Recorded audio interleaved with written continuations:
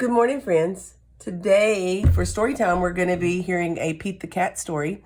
So, I thought that it would be nice to have a Pete the Cat drawing as well. So, let's get started. So, to draw Pete the Cat, I'm just going to make sure my paper's lined up good today. I'm going to start at the top of his head.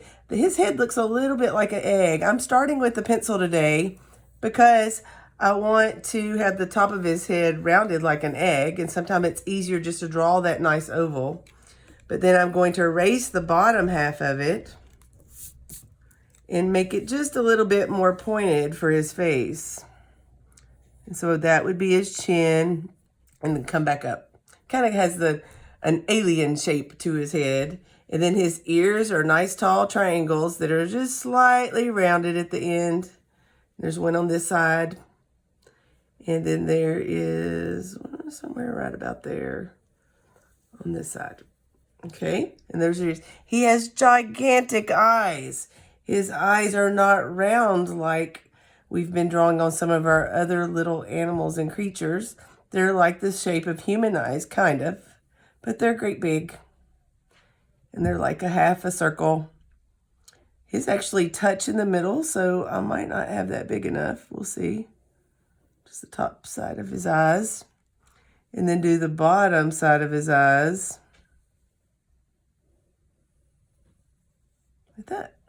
This one looks a little bit smaller, so I'm glad I'm using my pencil so I can erase and correct it. I want it to be about the same size as the other eye. Nice and big, taking up a lot of space. Then his pupils for his eye, in the picture that I'm looking at on the computer, are at the top. And those are just little half circles. And then you make another ring around them, like this. Okay? Then you have his nose, which is like an upside down triangle. And its corners are rounded instead of pointed. Okay? Looking good? And then he has a nice, tall, skinny neck. His eye's a little bit off, but I'm okay with that. And then he'll need whiskers, but I'll add those with my crayon or my marker. Can you guys see that okay on the camera? I can make that work for you. Now that I have it drawn and I feel comfortable with everything, where everything is, I'll be glad to outline it so you can see it better.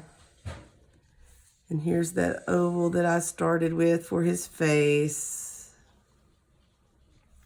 And then down to his chin that's just a little more pointed but rounded at the bottom. His long neck. His upside down triangular nose. We'll outline his eyes.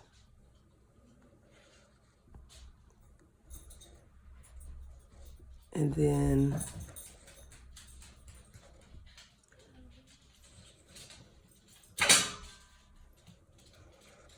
okay, and so now he's ready to be colored. And so Pete the Cat is a dark blue, but I'm going to use the darkest blue I have. And you're going to do your very nice coloring. Support your hand.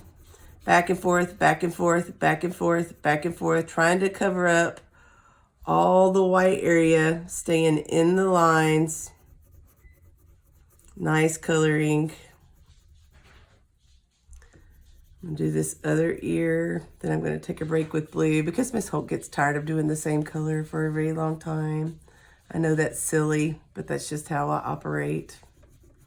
His nose is going to stay white though, so there's not much else to color other than his eyes, and we'll show you what we're going to do there.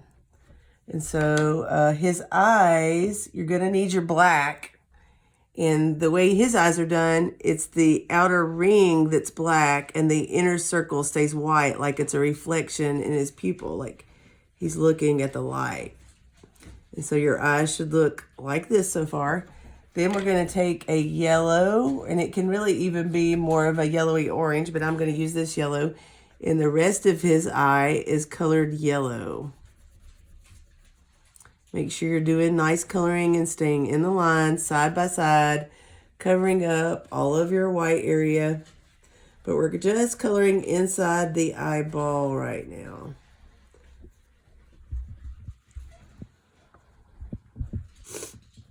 All right. And like I said before, we're going to leave his nose white. but the rest of your cat should be blue. So now you're going to color his face. You're going to go around his nose and make sure not to color inside of his nose. Like that. And then get his neck colored back and forth. And I know if my hand's getting tired, your hand's probably getting tired too. So you probably might need to take a break and come back and finish him later. But once you get your Pete the Cat done, go to the activity on the activities page and upload a picture of your Pete the Cat, because I can't wait to see them. It makes me so happy to see a copy of all of your drawings that you've done from our art videos. I love art, and I love to see you guys enjoying it. So I know my table shakes a little bit while I'm coloring. I'm trying to finish him up before my first small group appointment that starts in 5 minutes this morning.